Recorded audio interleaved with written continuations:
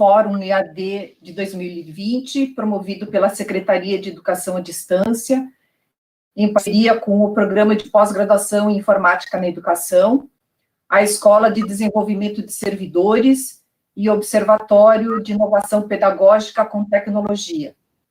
Os fóruns EAD de 2020 vêm ocorrendo de forma online, semanalmente, desde o dia 30 de abril, como uma das ações da Secretaria da Educação à Distância durante a pandemia do coronavírus.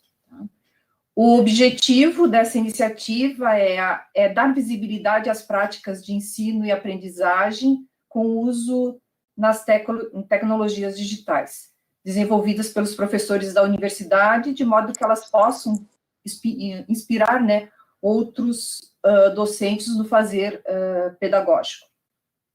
Eu, Magali Longo, sou colaboradora da SEAD desde 2016, vou fazer a apresentação da nossa convidada da semana, além da mediação online desta palestra.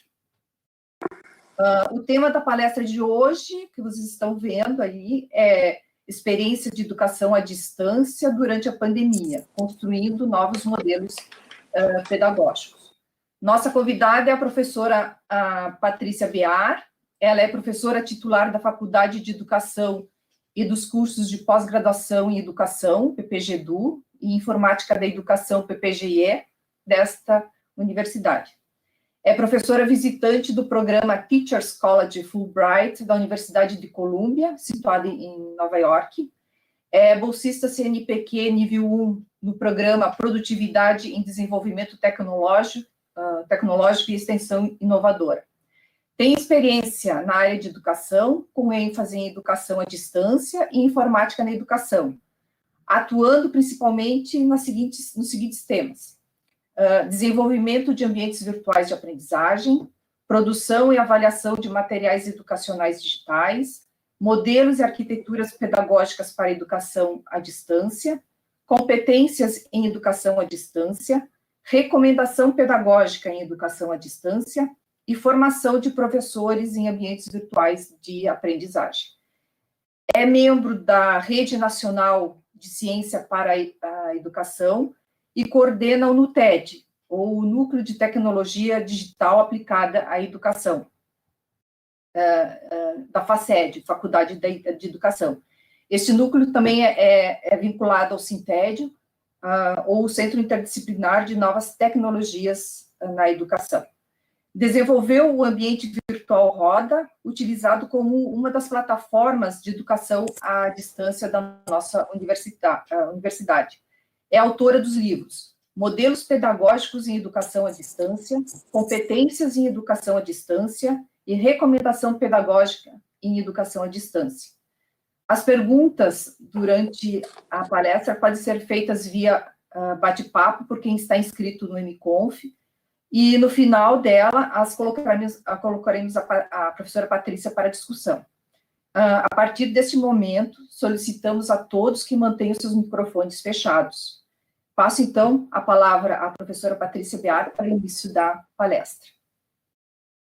Então, boa tarde a todos. Realmente é um verdadeiro prazer estar com vocês nesse fórum em 2020. Na verdade, eu fui olhar as minhas apresentações em fóruns e o primeiro fórum que se eu não me engano, EAD da URGS foi em 2012 e também participei. Então, é realmente assim, um verdadeiro prazer estar com vocês nessa tarde, compartilhando, basicamente eu vou compartilhar minhas experiências em relação às aulas que eu venho dando desde a primeira semana da pandemia em educação à distância. Então, eu vou tratar da construção desses novos modelos pedagógicos e, basicamente, apresentei aqui para vocês um sumário da minha fala de hoje, da busca interdisciplinar, que eu acho que cada vez mais nós vamos ter que entrar, vai ser o nosso novo normal.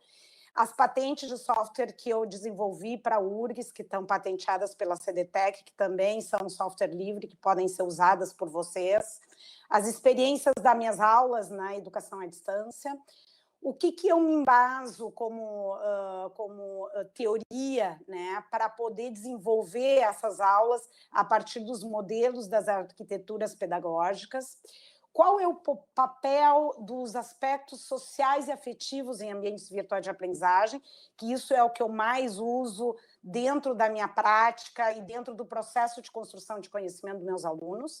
As pesquisas que eu venho desenvolvendo na URGS, no TED, no nosso núcleo de tecnologia digital aplicada à educação, e os livros, como a Magali colocou, que a gente desenvolveu nesses últimos tempos. Então, para vocês entenderem e verem assim que para muitos é algo óbvio e para muitos é muito difícil, tá? Eu acredito que a grande maioria, né, neste momento está meio paralisado, sem saber como começar. Então, eu vou explicar um pouquinho, que parece assim, a Patrícia, parece tudo muito fácil. É que, realmente, a minha formação foi dentro de uma abordagem bem interdisciplinar, né? Eu venho trabalhando, estou na URGS desde 98, eu venho trabalhando com EAD desde lá. Então, a gente começou com a professora Liane Taroco a construir, desde 2000, os nossos primeiros cursos de EAD para a América Latina, e nem nós sabíamos muito bem, claro, estou falando de 20 anos atrás, mas a gente não sabia muito bem como fazer educação à distância. Imagina que é toda uma trajetória. Então, hoje, claro, é muito fácil falar, mas eu estou falando de 20 anos de experiência. Então, muitos de vocês não têm experiência nenhuma, e a gente vai ter que começar a fazer alguma coisa a partir de então. Então, o que eu queria mostrar para vocês? Que, bom, sim, eu tenho uma experiência interdisciplinar desde lá, por isso que talvez as coisas sejam mais fluídas. Em 2000, quando eu entrei para a Faculdade de Educação, em 98, eu, por mim mesma, por vir da ciência da computação, ter feito o doutorado lá, mas por ter trabalhado a vida inteira com a área de informática na educação, eu comecei a desenvolver o Roda para uso próprio, né, na Faculdade de Educação. Então, o Roda, em 2000, 2001, eu fui chamada pela Secretaria de Educação à Distância para ver se o Roda poderia ser a plataforma de EAD da URGS, porque não tinha nenhuma, ninguém usava. A gente usava o TELEDU, que a gente usava alguns outros, mas não tinha uma ferramenta, uma plataforma da própria universidade. Então, a partir dali, sim, foi feito todo um trabalho, né, mais massivo, e por isso que hoje também é utilizado. Claro que o Moodle entrou pela Universidade Aberta, né, entrou com todo o gás, mas a gente continua mantendo o Roda até os dias de hoje. A gente está desenvolvendo a próxima versão, e por isso que eu vou mostrar um pouquinho da minha trajetória, mas, claro, eu já usei o TELEDU, que uso o Moodle, mas também um dos que eu mais uso, obviamente, é a plataforma que eu mesma desenvolvi. Eu queria mostrar para vocês, até porque isso aqui vai ficar gravado, alguns softwares que a gente tem à disposição para poder ser usados, né? Tanto como nós vamos trabalhar hoje com atividades remotas, o que são, quanto quem realmente quiser começar a trabalhar na educação à distância. Então, é o Roda, é o ETC, que é um editor de texto coletivo, é o Planeta Roda, que é uma plataforma de educação à distância para criança, para escolas, é o RecuaComp, que é um recomendador de objetos de aprendizagem por competências, e eu vou mostrar um mapa social e um mapa afetivo hoje para vocês, como que eu trabalho com isso. Além disso, obviamente, a gente tem inúmeros objetos de aprendizagem que eu venho desenvolvendo desde 2001, quando não tinha nem este nome, objetos de aprendizagem, ou materiais educacionais digitais, como hoje em dia é utilizado. Então, o que eu quero mostrar para vocês, tá? Ok, a pandemia do novo vírus chegou, nos pegou desprevenido, tudo foi de repente. Realmente é um esforço muito grande de adaptação, de aprendizagem para esse novo normal, né? Todo mundo está falando esse novo normal, que de normal não tem nada, né? Mas, enfim, o professor de uma hora para outra teve que descobrir um botãozinho para mudar de sintonia do dia para a noite, começar a ensinar, aprender de outras formas. Claro, eu estou falando muito das escolas particulares, das instituições, né, privadas, que realmente tiveram que entrar de uma semana para outra na educação à distância ou nessas atividades remotas, como a gente vai ver. Então, é um professor que está acostumado, nós somos professores acostumados com uma sala de aula presencial, que tivemos que deixar, né? Agora nós vamos ter que deixar. A URGS vai ter que deixar, né? O nosso universo familiar e vamos ter que nos reconstruir, né? Precisamos seguir trabalhando, né? Porque a vida não pode parar. Então, como é que a gente vai sobreviver ao cenário da pandemia e da pós-pandemia? Vocês estão me vendo? Porque eu não sei se parou a minha câmera. Tá, Patrícia, ficaste congelada, mas pode seguir, pode seguir. Tá, mas vocês me ouviram? Sim, sim. Tá, fiquei congelada na imagem, né? Isso. Ok. Então, vamos entender um pouquinho hoje qual que é a diferença e vocês, como professores, o que vão poder fazer agora pela nossa universidade? Né? A gente não sabe quando as aulas vão voltar, a gente vai ter que começar a fazer algo. Então, vamos tentar diferenciar, né? Primeiro, antes de eu falar da minha experiência da educação à distância, o que seria uma atividade remota emergencial e atividades de educação à distância. Então, muitas vezes elas são como sinônimos, mas de sinônimos elas não têm nada. Então, vamos pensar um pouquinho. A atividade remota emergencial, ela significa a realização de uma atividade pedagógica de forma temporária e utilizada pontualmente com o uso da internet. Ok, é um ensino presencial, vamos pensar assim, é um ensino presencial físico que ele simplesmente transposto para o meio digital. Então, ele é centrado no conteúdo, ou seja, as escolas, as instituições privadas precisam passar conteúdo, claro, dentro de um processo de construção de conhecimento, ok, tudo mais, mas a aula ocorre num tempo síncrono. Então, o que os professores estão fazendo? Colocando videoaulas, uma aula expositiva com um sistema webconferência, que eu vou mostrar quais que existem, né, que a gente pode utilizar, mas basicamente é a presença física do professor e do aluno numa sala de aula geográfica, mas que ela foi substituída pela presença digital, numa sala de aula digital. A comunicação normalmente é assim, que nem nós, a comunicação é de um para muitos, né? E a finalidade, basicamente, é minimizar os impactos na aprendizagem dos estudantes, né? Advindos, então, desse sistema de ensino originalmente presencial, aplicados, então, neste momento de crise. Tá? Então, isto é uma atividade remota emergencial. Patrícia, o que eu vou fazer, né, com as minhas aulas? Como é que eu vou colocar elas em prática? Ok, a gente não precisa realmente ir para criar o que eu vou mostrar para vocês, um modelo pedagógico, uma atividade de EAD, que realmente tem toda uma teoria por trás. Podemos fazer, neste momento, atividades remotas emergenciais? É uma coisa mais simples? Podemos, acho que devemos. Quem souber e quiser entrar na educação à distância vai ser bem-vinda. Mas a educação à distância não é só transferir conteúdo, uma aula presencial para o digital.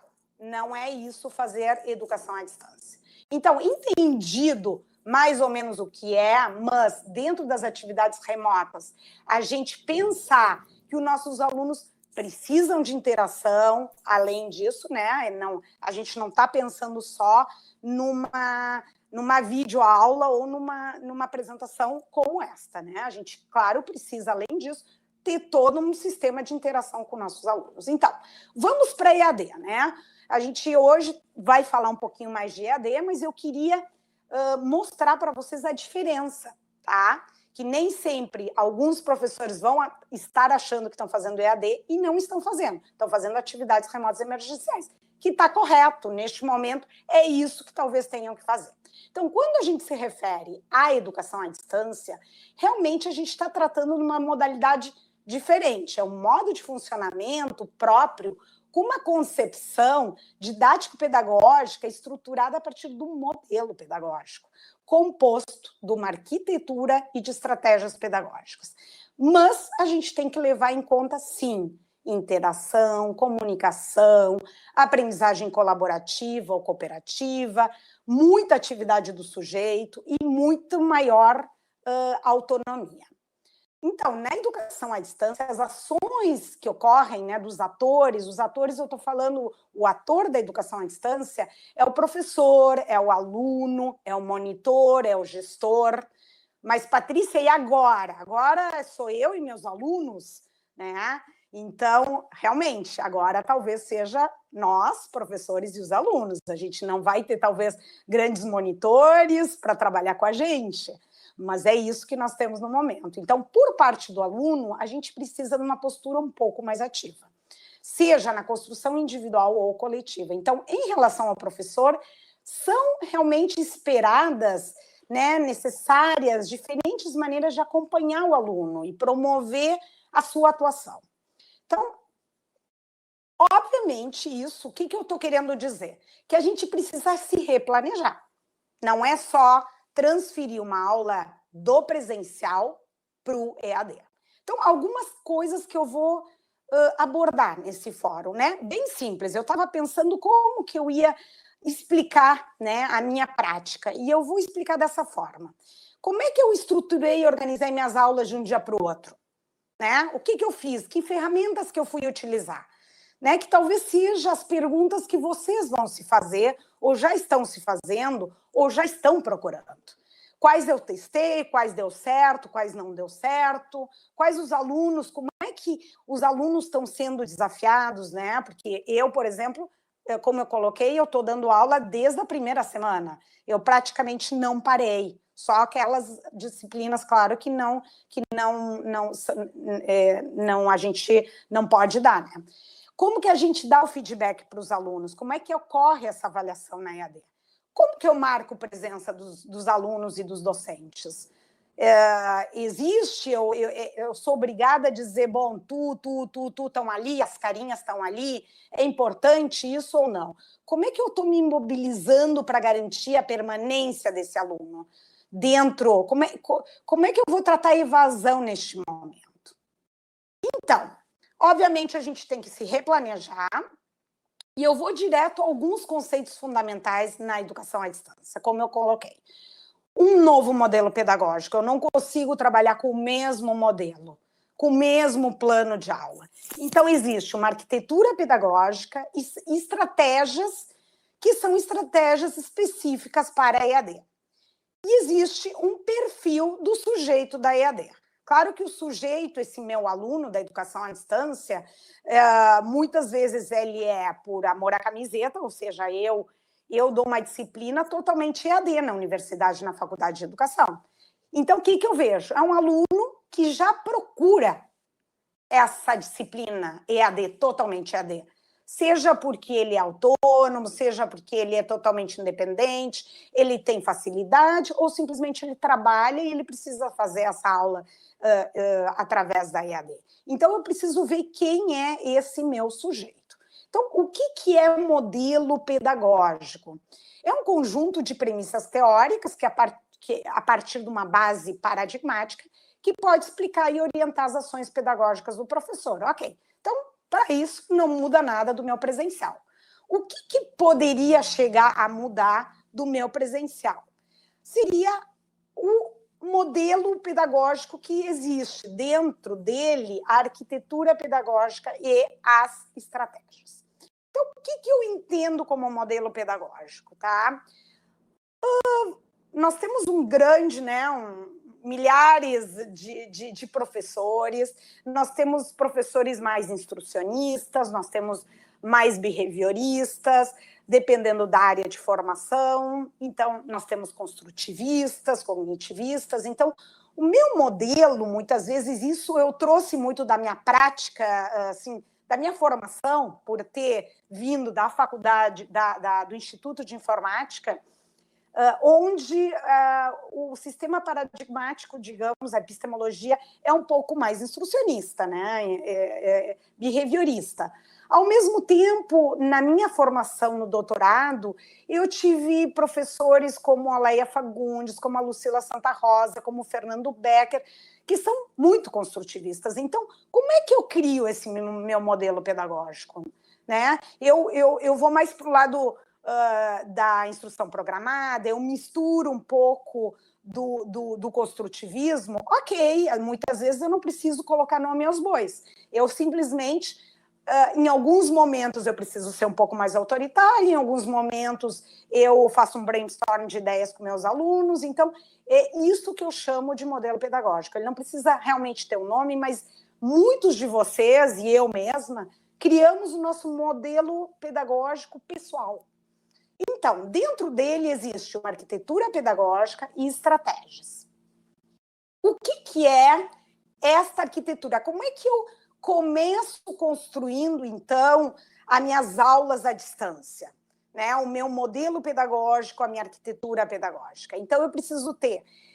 Dentro da minha arquitetura existem 4 aspectos que são essenciais.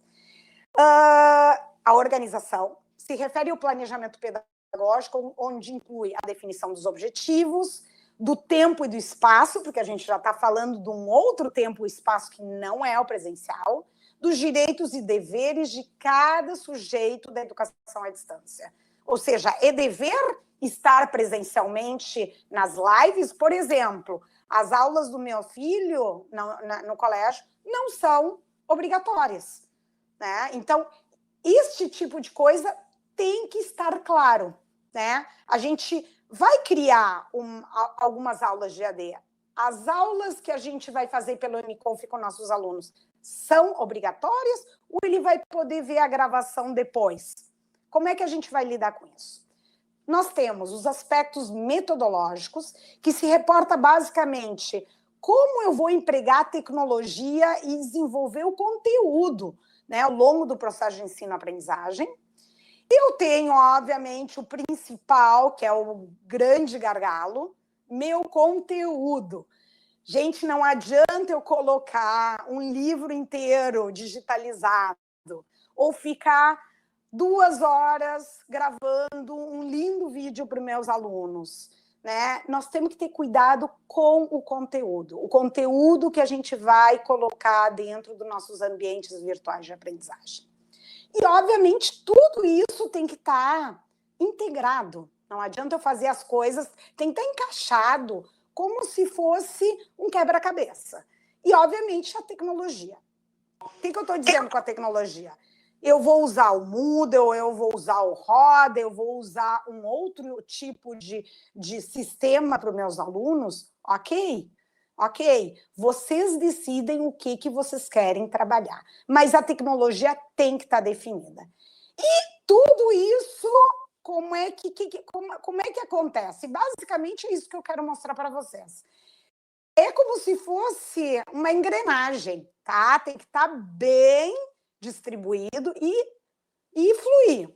Né? Então, tem o conteúdo, a tecnologia, a metodologia, a organização, e o que tem que dar essa movimentação? As nossas estratégias pedagógicas, como professores.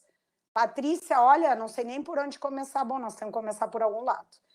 Esta arquitetura, um exemplo, esta arquitetura está definida pela minha área, né? Porque eu tenho várias disciplinas iguais. Então, nós vamos se juntar numa área e vamos criar a nossa arquitetura. Ok, mas estratégia do professor. É aquele dedinho que o professor... aquela coisa especial do professor. Essa é a estratégia. Como que eu vou lidar com tudo isso? E, obviamente, tem o sujeito da educação à distância. É o perfil da minha turma. São os alunos problemáticos que têm problemas hoje, que nós vamos ver isso daqui para frente, tecnológicos, tá? É o meu aluno que tem tudo, né? E que para ele é super tranquilo. Então, o que eu vou mostrar para vocês agora? O que eu entendo como prática, como teoria, e o que eu fiz na prática nas minhas aulas, tá? Então, isso vocês podem usar como receita, entre aspas, mas vocês têm que ir seguindo um pouquinho, tá? A ideia do que eu vou colocar para vocês agora, dos vários aspectos de como construir uma arquitetura. Então, eu defino os objetivos de aprendizagem, tá? Nos meus aspectos organizacionais. O papel de cada um, o direito, o dever de cada perfil, do meu monitor, né? Eu tenho monitores EAD porque eu trabalho com educação à distância e muitos de vocês devem ter também monitores.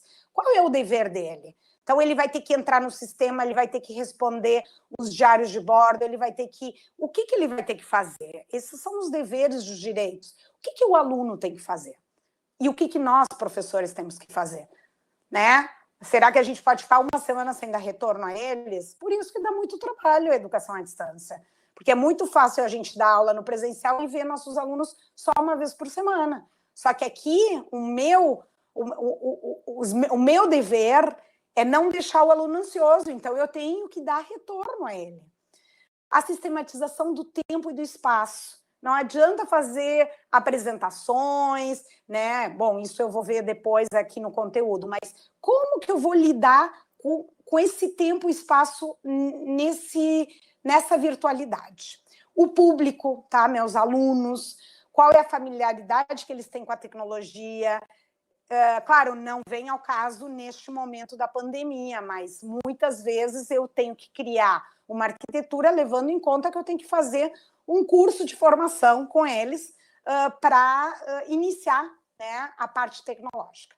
Então, deste lado, né, da prática, eu coloco para vocês como é que eu fiz na minha disciplina. Agora eu vou dar só um exemplo, que é um exemplo basicamente de uma aula de pós-graduação. Eu estou dando uma aula de pós-graduação desde o início, né? Agora, início de julho, metade de julho nós já vamos ter terminado, mas isso foi por uma insistência dos próprios alunos. Os alunos começaram a insistir, prof, não vamos parar, e aí vamos, então, atrás de tecnologias, isso que eu vou mostrar, então, para vocês.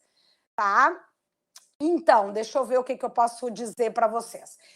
Como é que eu organizei as minhas aulas? As aulas na prática. Eu dou feedback semanal para os meus alunos. Os alunos têm que postar as atividades no Webfolio, no caso eu uso Roda, tá? Eles têm que ter uma participação bastante ativa. Isso a gente chama de presencialidade virtual. Porque qual é a diferença do nosso aluno no presencial? Eu dou aula às 7h30 da manhã, então eles chegam lá, né, em mais uma segunda-feira. É de terror. Eles sentam lá no final, né, nas últimas cadeirinhas, presente, professor, mas eles estão lá dormindo, quer dizer, eles não estão presentes. Né? Eles estão fisicamente, mas não estão com a cabeça no final de semana. Um lá me reclamou que a aula é muito cedo porque ele vai dormir às 5 da manhã porque ele é noturno. Então, qual é a diferença da gente fazer aulas à distância, tá?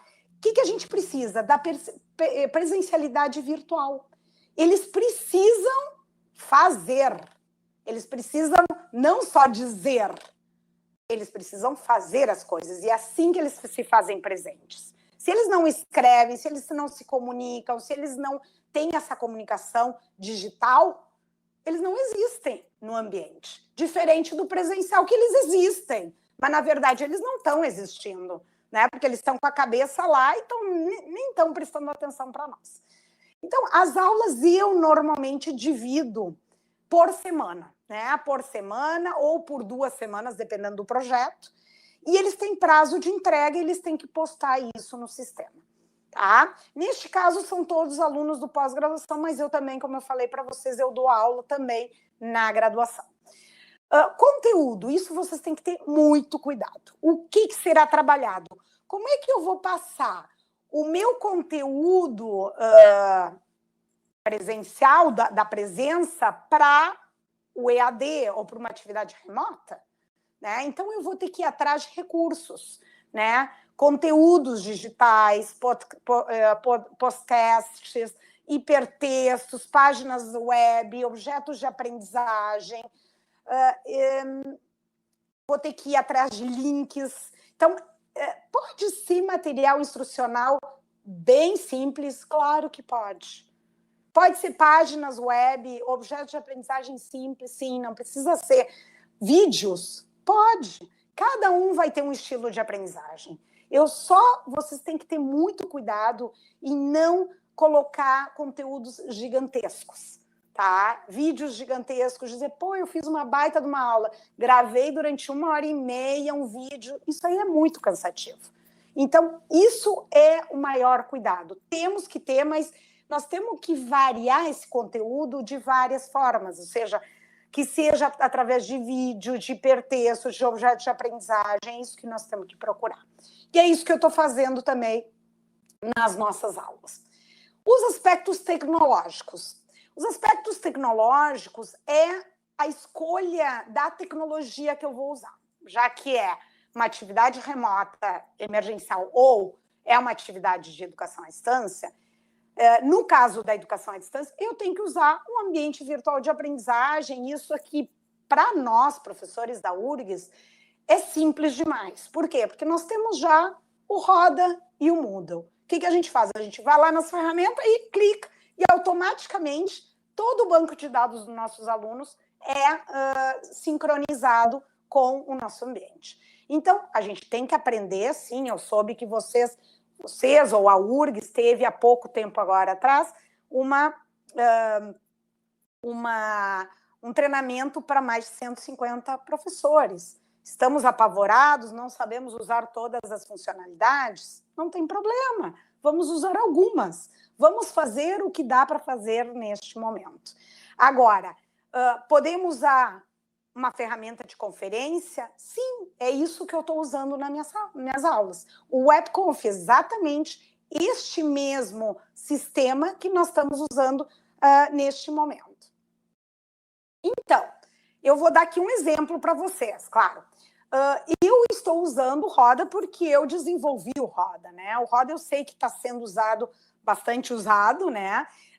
Eu sei que ele tem um design, ele foi desenvolvido em 2000, agora a gente já está fazendo a nova versão, mas é isto que eu estou usando neste momento. Ele é centrado no usuário, ele tem a organização das atividades através de várias funcionalidades, né? Eu tenho 7 ferramentas de acesso geral, que é o menu horizontal, e tenho muitas ferramentas, que é o menu vertical.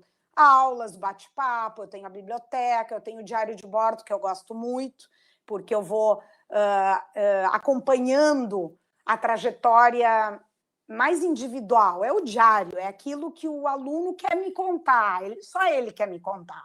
Ele quer me dizer que ele está apavorado, que ele está confuso, que ele não está conseguindo fazer as atividades, e é lá que eu vou responder a ele. Então, eu gosto muito dessa funcionalidade do Roda.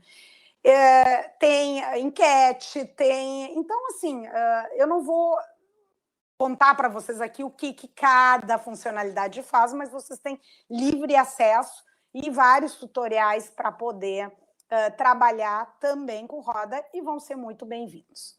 Então, vamos lá. Por fim, tem um aspecto metodológico, que nada mais é do que a sequência didática das atividades. No Moodle eu posso colocar eles aula a aula, e eu gosto muito particularmente, em vez de botar aula a aula, eu sei que semana não foi passada, mas a retrasada, a professora Wendy, ela mostrou uma infinidade de ferramentas muito interessantes para vocês, né? Não sei se todos participaram, mas é legal que vocês entrem, então, na gravação, né? Onde ela mostrou todas as tecnologias. Essas tecnologias, sim, posso usar, sim. Elas são os aspectos tecnológicos, é o que eu vou utilizar como tecnologia. Uma das tecnologias que eu uso, óbvio, além do Roda, é o Google Sites, por exemplo. Eu gosto de fazer um site da disciplina. É muito simples de fazer, tá? Não precisa saber programar nem nada. Então, eu gosto muito de colocar sequência, as atividades para os meus alunos também através de um site. Os instrumentos de avaliação, como que eu vou dar esse feedback e as características de cada aula, às vezes atividades de mais de 2 semanas, às vezes atividades de só 1 semana. E, por último, as estratégias pedagógicas, que vão ser aplicadas ao longo do semestre. O que é, Patrícia, estratégia pedagógica? É um ato didático que vai apontar articulação e o ajuste, é por isso que eu digo para vocês que nada mais é o que é a gasolina, tá? Que vai dar aquele motorzinho, aquele óleo que vai dar a minha arquitetura para ela funcionar. Seja ela numa turma, seja ela num curso, seja ela numa aula, tá? E eu tenho que ajustar essa arquitetura? Claro que sim, muitas vezes eu vou ter que ajustar a estratégia pedagógica a uma arquitetura, a uma nova situação de aprendizagem. Claro que sim.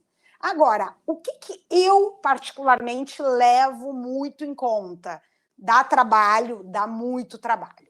Eu levo muito em conta os aspectos sociais, emocionais e pessoais dos alunos na educação à distância. Eu não consigo fazer educação à distância em massa, porque eu trabalho de uma forma um pouquinho mais individualizada com meus alunos. Então, eu quero mostrar para vocês como é que foi a minha experiência, depois de mostrar como é que eu posso construir esse modelo pedagógico, essa estrutura. Quais ferramentas eu também tive que girar um botão e agora, o que eu vou fazer?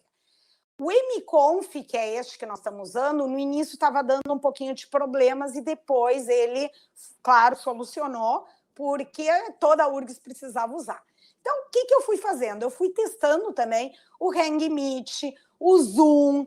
O Zoom entrou com muitos problemas de segurança, dizem que agora foi resolvido, eu não voltei a usar na URGS. O webconferência, o MConf aqui da URGS, está funcionando perfeitamente, muito bem. O Skype Reuniões está muito bom. O WhatsApp agora, que eu saiba, ele, se for baixado, ele também foi aberto para 50 pessoas. O Microsoft Teams, esses dois também, esses aqui eu nem testei, tá? Mas esses em verde e vermelho eu testei e foram os que eu também usei com meus alunos. Ali fica muito pequenininho, mas estou mostrando para vocês um repositório de ferramentas digitais que vocês poderão usar de acordo com o número de pessoas que vocês têm em sala de aula. Se vocês querem fazer uma reunião de 4, agora de 50, de 100, e assim vai, tá? Mas eu não vou me ater a isto. Eu quero me ater ao quem é meu sujeito da educação à distância. Como eu disse para vocês, eu trabalho muito com o perfil socioafetivo do meu aluno. Dá trabalho. Para isso, eu desenvolvi meu núcleo de pesquisa, minhas orientandas, desenvolvemos duas funcionalidades que a gente usa muito, tá? Demais. A gente usa nos cursos, nas turmas, no Roda, tá? Ele foi desenvolvido, continua sendo desenvolvido no Roda, para, num futuro próximo, ser talvez instalado no Moodle, que é o mapa social e o mapa afetivo, tá? E eu vou mostrar para vocês como é que ele funciona. Ele basicamente se baseia nos estados de ânimo, nas atitudes, nos traços de personalidade, na interação social e nos fatores motivacionais. Então, qual é o papel dos aspectos sociais e afetivos num ambiente virtual de aprendizagem? Nós precisamos levar em conta muito isso, porque senão tem muita evasão, né? Então, por isso que há muito tempo atrás, eu vou dizer para vocês que quem desenvolveu o primeiro lá, o mapa social, foi uma aluna orientanda minha, chamada Patrícia Bassani, e ela ganhou um prêmio na CAPES já faz muito tempo, se eu não me engano, isso foi 2012, talvez, uns 8, 10 anos atrás, uns mais anos atrás, onde a gente vai ver como que os nossos alunos interagem. E nós temos um mapa afetivo que eu vou mostrar para vocês, também desenvolvido por uma outra orientanda e hoje em dia também por toda a equipe. As ferramentas que capturam os dados para puxar para esses mapas são a biblioteca do Roda, os contatos, o bate-papo, o fórum, o webfólio e o diário de bordo. Tá? Então, como é que funciona este mapa afetivo? Então, casualmente, talvez não casualmente, a Magali, que foi a que fez a introdução da minha fala, é ela que desenvolveu o primeiro mapa afetivo e ela que ganhou, né, o primeiro prêmio de melhor tese da CAPES na área interdisciplinar. Por quê? Porque a gente uniu os aspectos afetivos aos ambientes virtuais de aprendizagem. Isso. Então, como é que ela funciona? É uma ferramenta que apresenta graficamente os estados de ânimo e desânimo e insatisfação dos alunos. Tá? Então, ela funciona desta forma, como eu vou mostrar. Ela não vou entrar em... Não é também o caso desta minha fala hoje, mas eu não vou entrar na parte tecnológica, né? De como é que ela faz a inferência dos estados de ânimo. Mas depois eu fico aberta para quem quiser me mandar e-mail. Mas, basicamente, a subjetividade em texto, a observação dos modos de interação entre os atores, que seriam os fatores motivacionais, e aí a Magali pode me corrigir se eu estiver errado, e dos traços de personalidade identificados através da aplicação de instrumentos credenciados, que, no nosso caso, é o Big Five. Então, assim que a gente representa em 4 quadrantes os estados de ânimo, tá?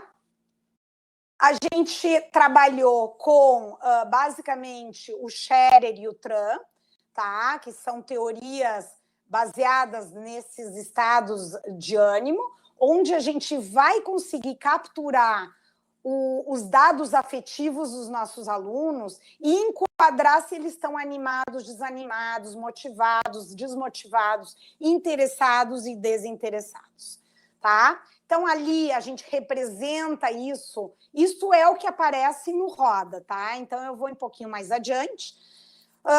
Bom, Patrícia, mas depois de tudo isso, preciso saber disso? Não, vocês, professores, não precisam saber de nada.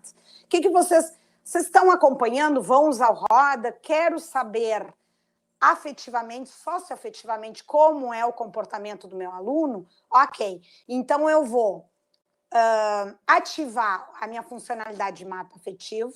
Eu vou ir, como mostra aqui o meu slide, para o meu aluno, tá? Ele vai me dizer qual é a semana ou o mês que eu quero acompanhar ele para ver qual que é o estado de ânimo dele, né? Então, a gente trabalha com cores, eu não vou entrar, né, na explicação mais tecnológica do mapa afetivo, mas eu só queria mostrar para vocês que existem semanas onde meu aluno está mais motivado, ele está mais satisfeito, menos insatisfeito, e aí o sistema me mostra um quadro de como que eu posso acompanhar ele. Se eu estou vendo que ele vai evadir ou ele está super motivado. E aí, cada palavra afetiva, de conotação afetiva, ela é classificada dentro de um quadrante, tá? Isso é feito por um framework, se chama Affective Word Mining, mas também não é algo que eu vou explicar, porque é uma palestra inteira, tá? Então, não vou entrar no mérito desta ferramenta. Basicamente, o que eu tenho? Eu tenho toda a trajetória do meu aluno por semana, né? De acordo com os estados afetivos, e professor não sabe o que fazer, está perdido, o meu sistema, ele recomenda estratégias pedagógicas. O que fazer?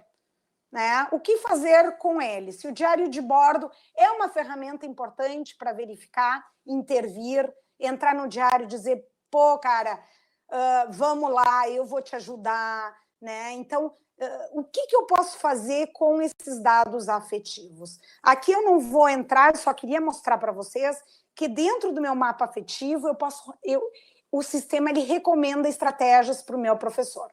Estratégias para professores que realmente não saberiam o que fazer. Os que sabem o que fazer, ótimo. São dicas, basicamente são dicas, tá? Por outro lado, a gente vai ver, então, isso é da parte afetiva. Da parte da interação, isso nós temos que ter muito cuidado também. Os sujeitos, né, os meus alunos, a gente tem que fazer com que eles interagem num ambiente virtual de aprendizagem, tá? Eles precisam interagir, tá? A gente tem no Moodle, temos no Roda, muitas funcionalidades para promover as interações. Então, é isto que a gente tem que fazer. Promover as interações, sejam com perguntas, questões feitas por nós, ou talvez por eles mesmos. Então, o que eu posso mostrar para vocês aqui? Tá? Basicamente, a gente também desenvolveu para o Roda, e eu acredito isso aí também existe no Moodle, um mapa social, onde ele me mostra um mapa das interações dos meus alunos, né? Então, neste caso, por exemplo, os azulzinhos são os alunos, os laranjas são os meus monitores ou professores, os roxinhos são os bordôs, são os que evadiram, o verde é... Então, eu tenho uma legenda para cada aluno que vai aparecer nesse meu mapa social, e ele é visto em forma de sociogramas, tá? A partir disso, eu clico em cima. Claro que aqui, para vocês, eu coloquei números, tá? Mas no caso de eu usar, vai aparecer os nomes dos meus alunos. Eu clico em cima e eu vou ver um relatório, aonde que eles interagiram.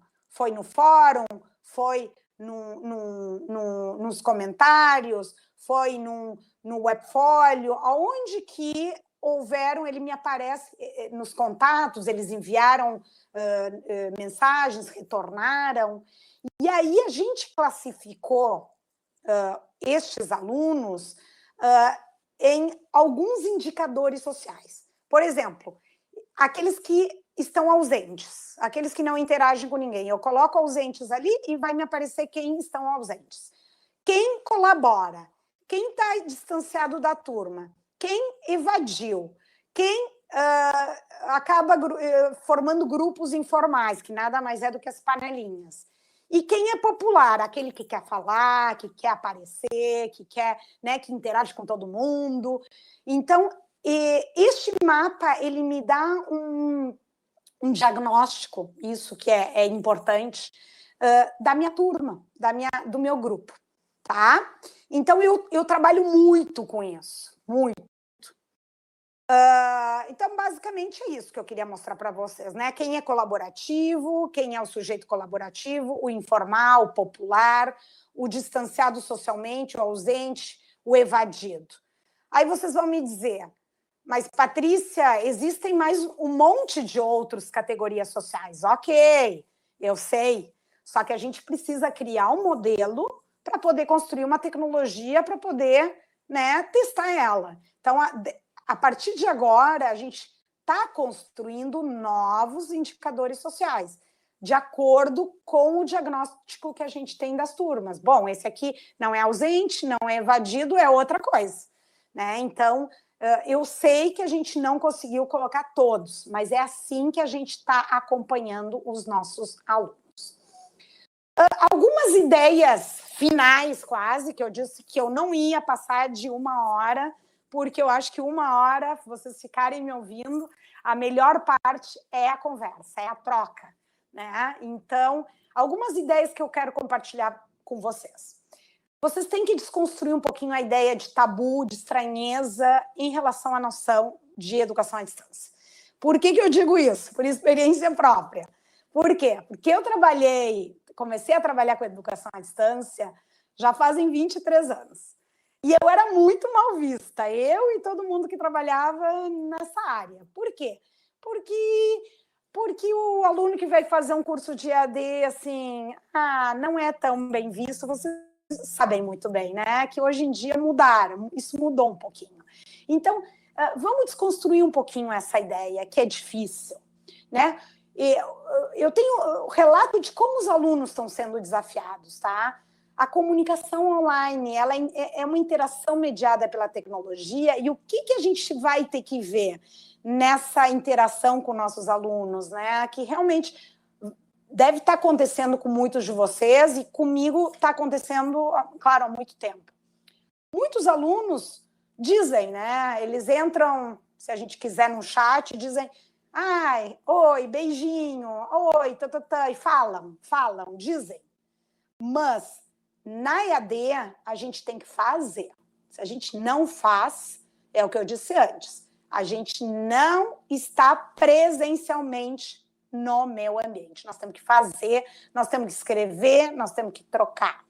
Então, como que os alunos se podem fazer presentes? Através da presença social. É isso que a gente faz. Registro nas funcionalidades do ambiente virtual, participação. Eu, particularmente, eu acho que deveria ser obrigatório as aulas online. A não ser, claro, já tenho experiência, eu sei que vocês já vão me perguntar isso, mas eu já tenho alunos que têm problemas com a tecnologia e que, obviamente, eles não conseguem participar do MCOF, então eles assistem a gravação. Ok. A permanência de um aluno num ambiente virtual de aprendizagem, por experiência, motivação e engajamento. Se a gente não tiver motivando e fizer ele se engajar, através do nosso feedback, da nossa interação, basicamente eles acabam evadindo. Isso por experiência própria, tá? Então, já finalizando, alguma coisa, deixa eu ver que eu não tenha falado aqui.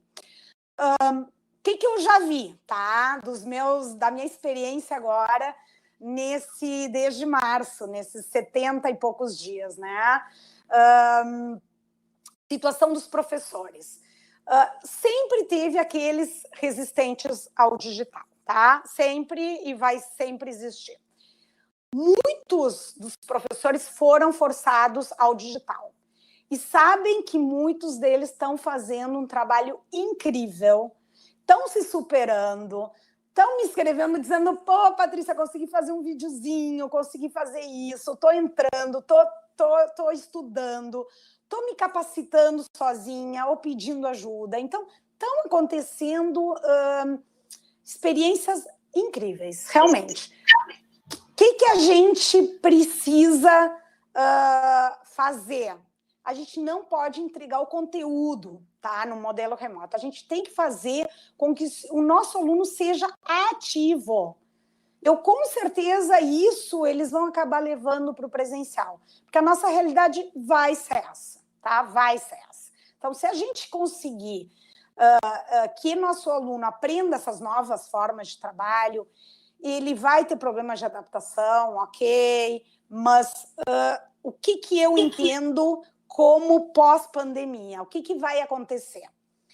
Tecnologias fazendo parte do nosso dia a dia, nós não vamos ter como fugir.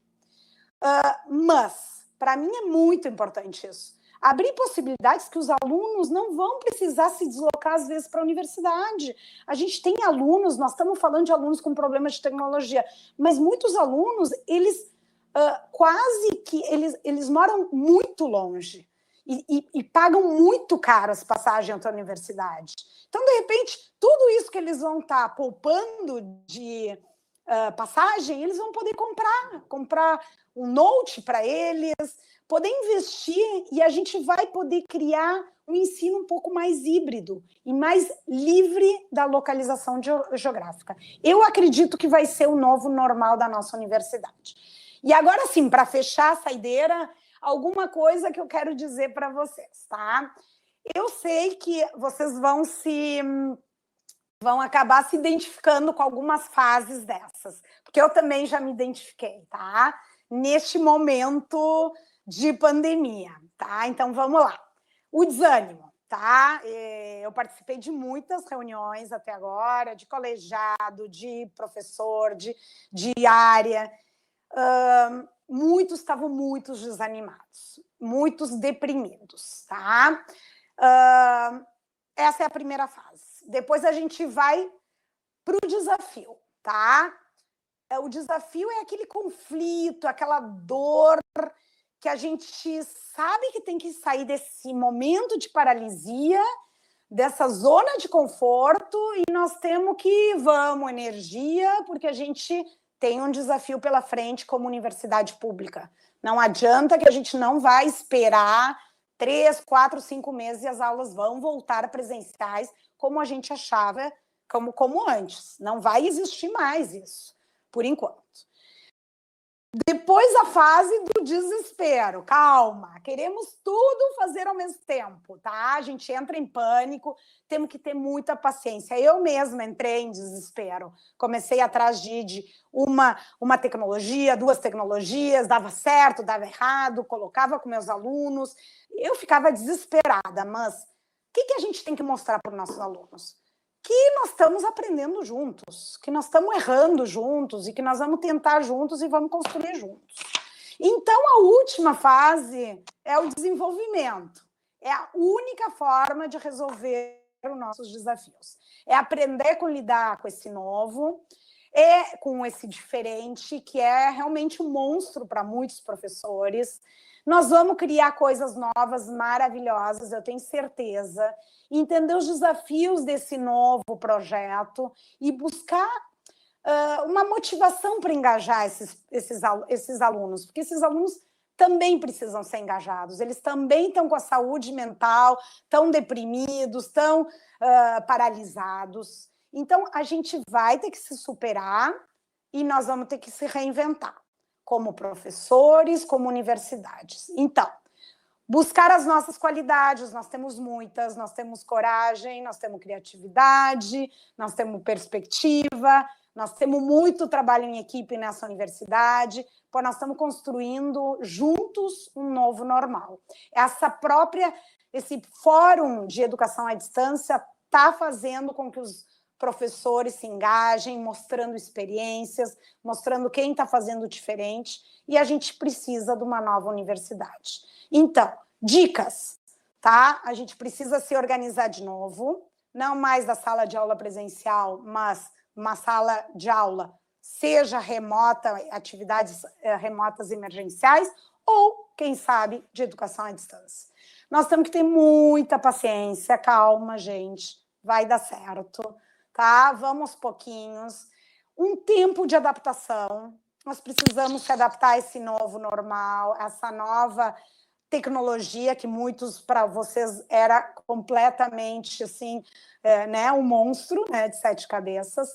E para mim é super normal. Eu me permito errar sempre com meus alunos. Então, mais do que nunca, nós vamos ter os nossos alunos como parceiros, porque eles entendem de tecnologia mais do que nós. Nós temos que pedir ajuda, tá? Na nossa última plenária, a minha, né, do Departamento de Estudos Especializados, me lembro como se fosse ontem, 13 de março, a gente estava quase se despedindo porque a gente sabia que a universidade ia fechar. E eu fui uma que levantei e disse, gente, vocês vão precisar de ajuda. Estamos aí. Vão atrás das pessoas que já têm essa experiência e que podem ajudar vocês, e vocês vão ter que compartilhar essas experiências. Nós todos temos que compartilhar essas experiências, como eu estou compartilhando neste momento com vocês. Então,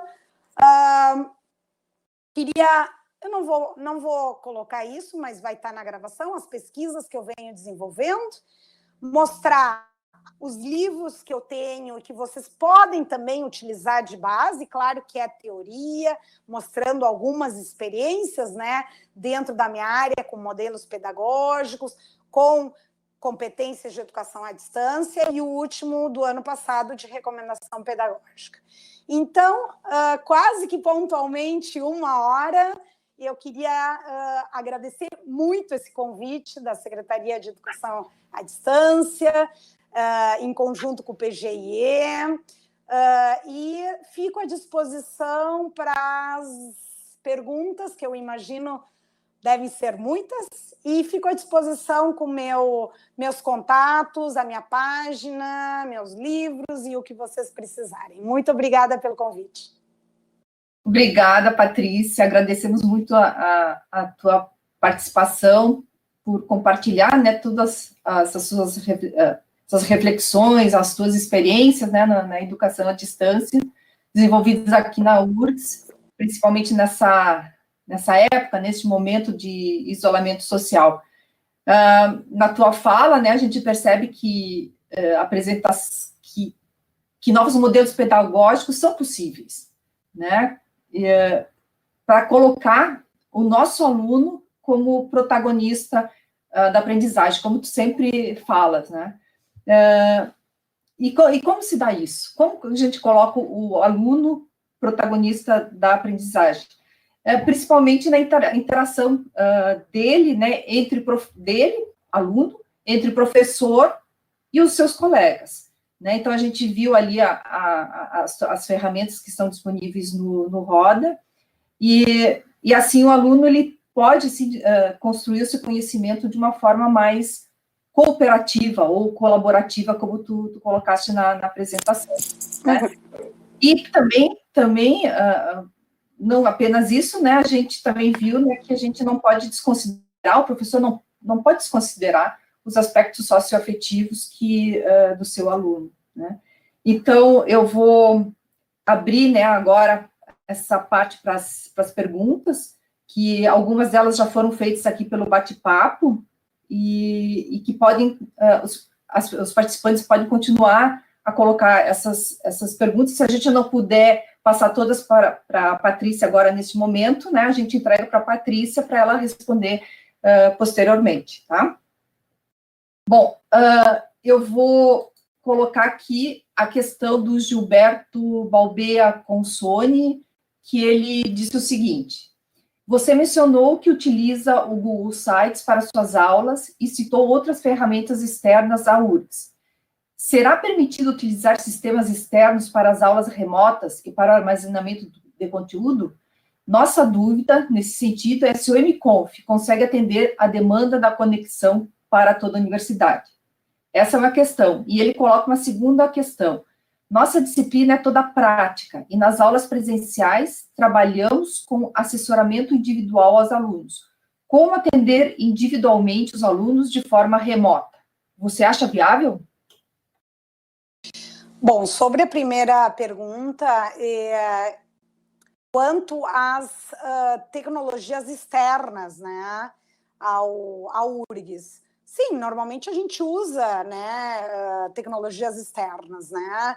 O Google Sites é um programa que eu utilizo normalmente para eu mesma desenvolver, às vezes, o site da disciplina, e também uso muito para os próprios alunos desenvolverem projetos, os materiais deles, porque é muito simples, né? E eles têm como postar, porque eles postam um link, né? O que eu recomendo, né? O que me aconteceu agora? Já vou te responder a segunda questão. O que me aconteceu agora nessa experiência do pós-graduação e de uma das disciplinas que eu estou dando totalmente à distância, porque era uma disciplina à distância que continua normalmente, porque ela já era à distância. Muito dos alunos que não são à distância, eu preciso usar um ambiente para que tudo fique registrado, tá? Eu preciso ter ou Moodle ou Roda, onde tenha as atividades, onde eu tenha a troca entre professor e aluno por qualquer coisa. Eu tenho que ter como professor isto para me resguardar. Então, muitos alunos colocaram assim: posso te mandar por e-mail minhas atividades? Posso te mandar? Eu não recomendo, né? Então, tu tem que cuidar quais são as ferramentas que tu vai usar no externo, porque tem que estar registrado. Se a gente realmente vai começar a trabalhar com atividades remotas EAD, é interessante para nós, professores, nos resguardarmos, termos todo o registro dos alunos, os conteúdos, as atividades, tudo num lugar só. A segunda pergunta, não sei se eu te respondi, mas acho que sim. A segunda pergunta? A segunda pergunta é, nossa disciplina é toda prática, e nas aulas presenciais, com assessoramento? Depende, Gilberto, depende do número de alunos. O que a gente faz, né? A gente dá aula pelo MConf. O MConf, normalmente, não sei quantos, mas a gente precisa... a gente recomenda desligar as câmeras de todo mundo para não trancar, tá? Então, eu gravo, tá? Eu gravo as aulas. No momento que a gente já se encontra, eu vou gravando as aulas. Por quê? Porque essa aula depois eu pego o link, coloco no Roda, tu pode colocar no Moodle, e fica gravado e a pessoa pode entrar. E aí, o que acontece? Esta orientação tem que ser feita individualmente. E aí, essa orientação individual, eu não sei o número de alunos de vocês, mas ela pode ser feita pelo MConf, né? Como se fosse uma orientação de qualquer aluno individual, ou com qualquer outra ferramenta, né? Se tu achar que o WhatsApp dá conta, o Skype, o Hangout, isso fica a cargo, talvez, do próprio professor ou da área. A Leandra, a Leandra Franciscato Campo, ela gostaria de ouvir de você o fato de que a reitoria não liberou a forma EAD para as disciplinas presenciais. Então, ela queria saber da tua opinião sobre essa posição, né? Já que as Congrades estão liberando EAD somente se tiverem 100% de retorno dos alunos. Eu acho que eu não vou me posicionar muito, né, nesse sentido. Eu sou uma professora EAD, sou totalmente a favor da EAD, né? Sempre trabalhei com isso. Acredito que a gente tem que procurar, neste momento, soluções e não mais problemas. Acho que a gente não tem que ficar parado discutindo, mas sim começar a colocar em prática, né? Começar a se mobilizar como professor, porque a gente já está vendo que não vai ter outra saída, né? Então, eu falei no final da minha, né, da minha fala, né, de novo, eu acho que vai ser o ensino híbrido, tá? O que eu acho? Eu acho que tem que liberar, sim, a EAD, tem que ter o aval dos alunos. Claro que a gente tem muito aluno, eu já conversei com meus alunos, já fiz uma reunião com meus alunos da disciplina presencial, informalmente. Muitos deles colocaram que tinham problemas, né, na tecnologia, mas a fala deles eles querem sair dessa paralisia. Dois ou três deles falaram, prof, assim, talvez eu não consiga acompanhar pelo MConf, mas tu deixa gravado, eu consigo ouvir pelo meu celular. Eu vou tentar. Eles querem começar a estudar de novo, pelo que eu vi dos meus alunos. Tá? Então, eu estou dando a minha opinião, não sei outras áreas, eu não desconheço, tá? Outras acho que talvez se torne um pouco difícil, sim, as disciplinas práticas, né? Como o professor estava dizendo. Se a gente tem como fazer orientações individuais, ok, mas acho que a tendência vai ser dividir turmas, a gente fazer esses encontros práticos com menos gente, metade da turma, as pessoas que têm dificuldade, liberar o laboratório para aqueles alunos que realmente têm dificuldade e precisam, porque tem outros que têm a tecnologia em casa que não vão precisar. Então, eu acho que a gente tem que começar a testar isso, né? Não sei quando, né? Mas acredito que vai ser por aí, tá? Dividir turmas, fazer com distanciamento, e nós vamos ter que fazer de forma híbrida, eu imagino, atividades remotas e atividades que os alunos possam ir nos laboratórios com todas né, com toda a proteção, e a gente poder ajudar eles de forma presencial para os que precisam.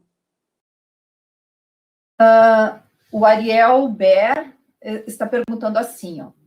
Patrícia, alguma sugestão sobre estratégias e ferramentas para avaliação somativa individual de turmas grandes, de 70 ou mais alunos? Eu não trabalho muito com avaliação somativa, eu trabalho mais com o processo, né? Eu vou avaliando à medida que eles vão construindo o conhecimento. Eu imagino que deve ter, né? Como avaliar isso? Deve ter provas, enquetes, onde com turmas grandes a gente possa ter uma resposta informatizada de um resultado, eu imagino. Mas eu desconheço um pouco esses sistemas de avaliação, porque eu realmente não trabalho com a parte da avaliação somativa do resultado, e sim informativa. Tá? Mas eu posso procurar e te ajudar em outro momento. Bem, eu acho que foram essas as questões. Deixa eu ver se tem mais alguém digitando alguma questão. Vamos esperar um pouquinho. Mas, enquanto isso, eu gostaria, assim, de colocar até o que uma participante colocou e que é interessante a gente... que é bem isso que está acontecendo. A Maíra Rosenfeld ou Chic, que ela comentou assim que achou muito interessante, né, as tuas colocações, e ela também acha que temos que usar as adversidades para nos reinventarmos enquanto professor e enquanto universidade. Acho interessante a fala dela, então por isso estou colocando aqui para ti, nesse momento. É isso aí, obrigada, eu gostei. A Silvana Silva aqui está dizendo os 4D, mantra do momento. Pode ser. Virará, com certeza. Puxa vida. Laura, eu não vou dizer teu sobrenome. Laura Rasten, não vou dizer. Ela está perguntando assim, ó, comentaste do cuidado necessário em exercer, não exceder nos conteúdos do trabalho pelo ambiente virtual de aprendizagem, com muitos textos, vídeos extensos. Tens sugestões de estratégias? De estratégias para quê, Magali? Não entendi bem. Pelo que eu entendi, para não exceder no conteúdo na apresentação de trabalhos, colocar muitos vídeos, colocar muitos textos, ou vídeos muito longos. Normalmente eu vario. Por exemplo, é uma coisa que eu aprendi agora também. Ontem mesmo, a gente dá uma disciplina assim, bem variada, orientando os professores no pós-graduação. E é interessante que é uma coisa que eu fui aprendendo agora de março a maio, né? Neste mesmo momento, o MConf, né?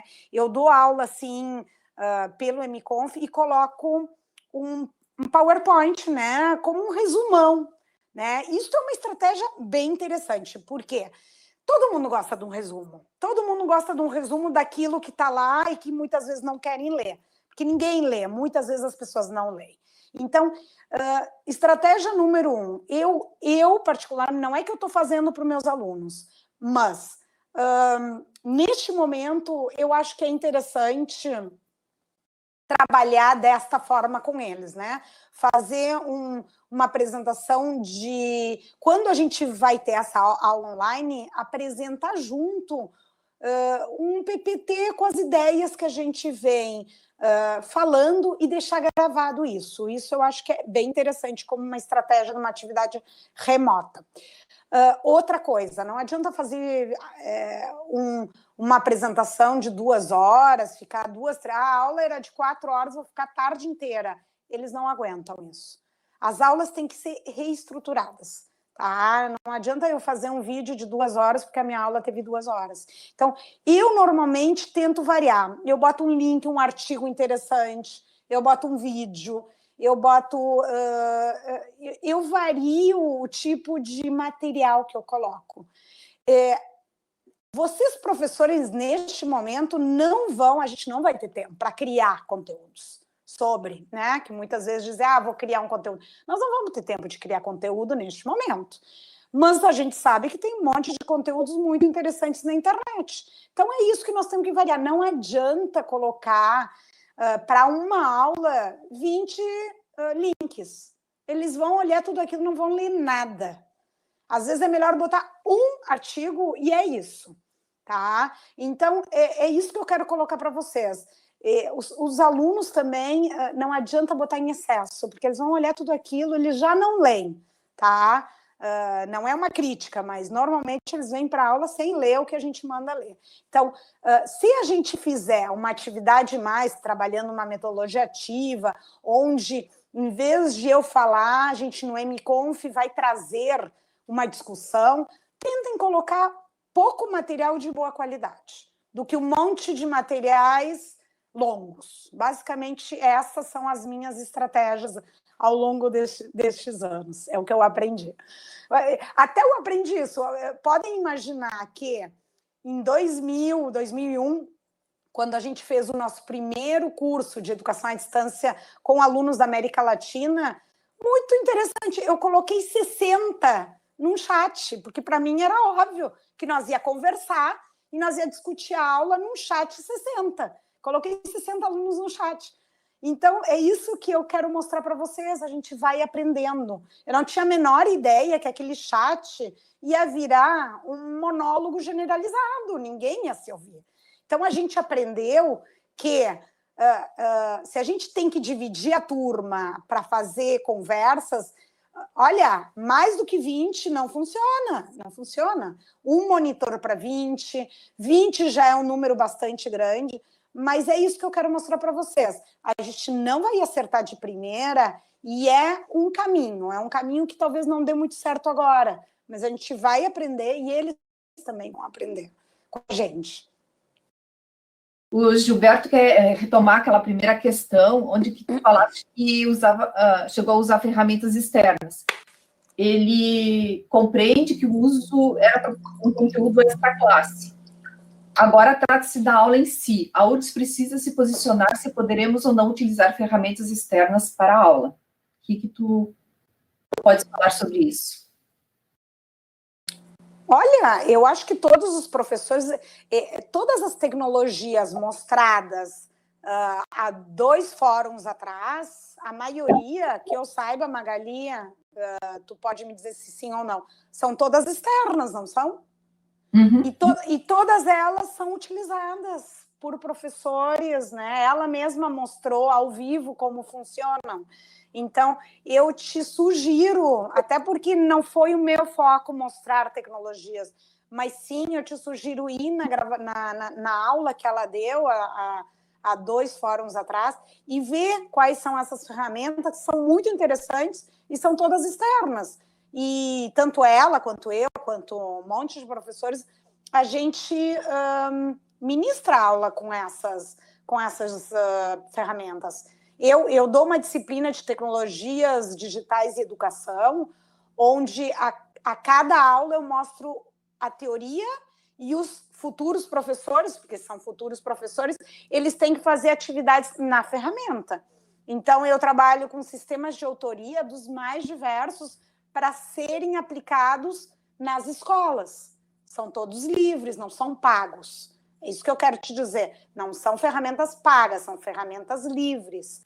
Então, eu trabalho com isso já fazem 23 anos de ferramenta. Como os professores, né, seriam meus alunos, futuros professores, poderiam aplicar isso em sala de aula com seus alunos. E eles aplicam, né?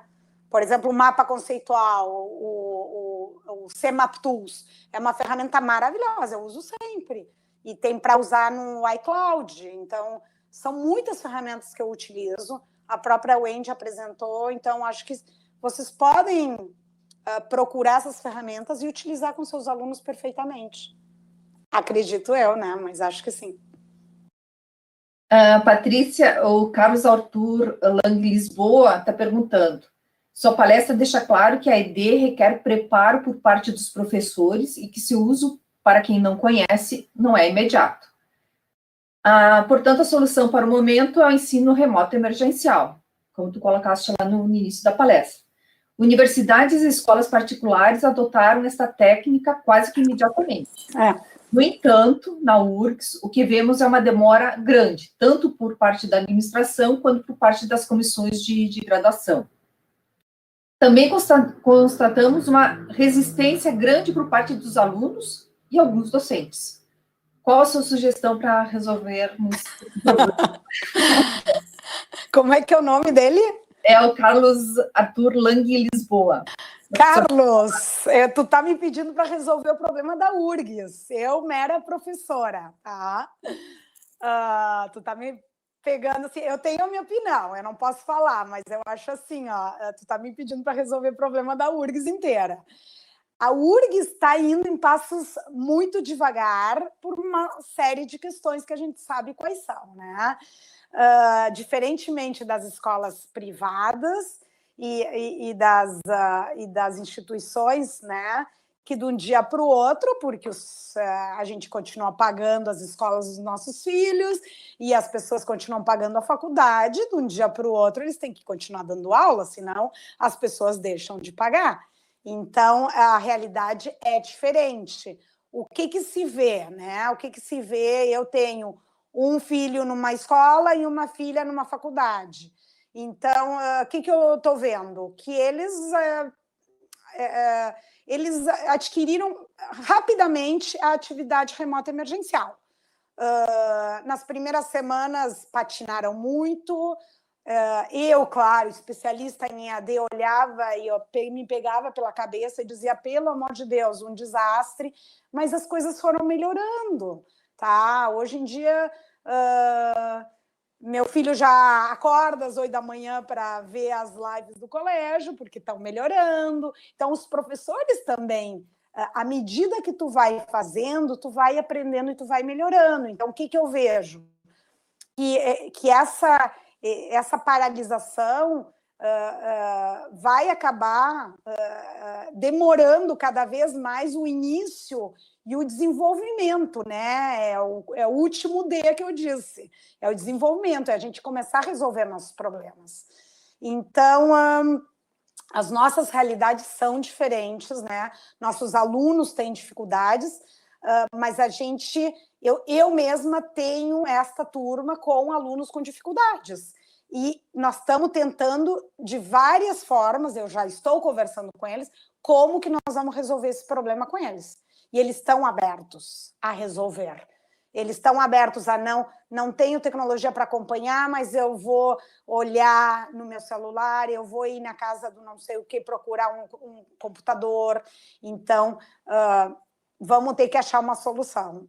Mas essa é a solução que a URGS vai dar para nós. Tá? Eu posso dar dicas e acredito que sim, no início pode ser atividade remota emergencial, mas eu sei que muitos professores já trabalham com Moodle, já trabalham com Roda e fazem trabalhos fantásticos. Então, acho que para os que estão iniciando, sim, mas não precisa de grandes preparações. Eu acho que se desafiando, tentando compartilhar experiência e perguntando para pessoas da área do departamento que já passaram por experiências EAD, que eu acho que quase todos os departamentos têm, acho que a gente consegue começar a construir um novo normal. Patrícia, acho que vamos chegando para a última pergunta, se bem que tem alguém já digitando, mas a Adriana Dorfman está perguntando, a avaliação processual remota, como se dá? Como é que se dá a avaliação processual remota?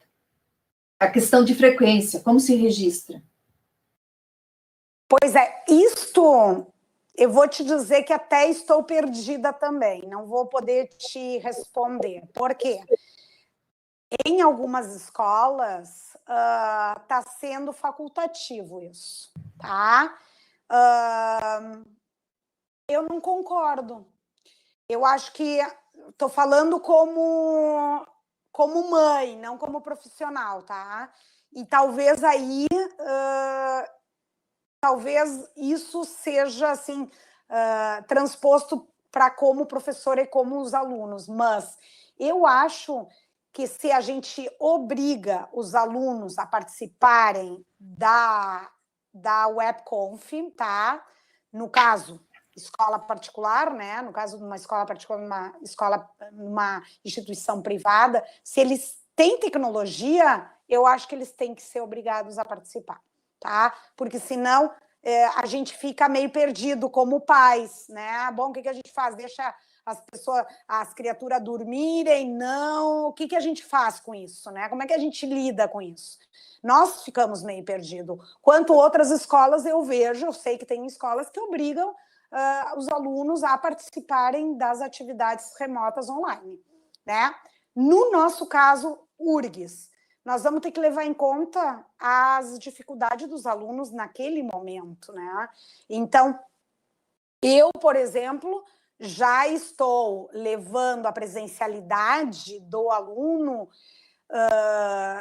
como não na aula presencial, assim, dele participar naquela aula presencial online porque ele tem dificuldade, mas ele vai ver, ele vai me mandar mensagem, prof, eu já vi a aula gravada, ele vai participar colocando as atividades dele no ambiente, então eu vou ter que procurar de outra forma. Ele escreve no diário de bordo e eu estou acompanhando ele, o que ele apesar dele não ter tido tecnologia para poder acompanhar, ele está fazendo de outra forma. Então, neste momento, a gente vai ter que ser flexível.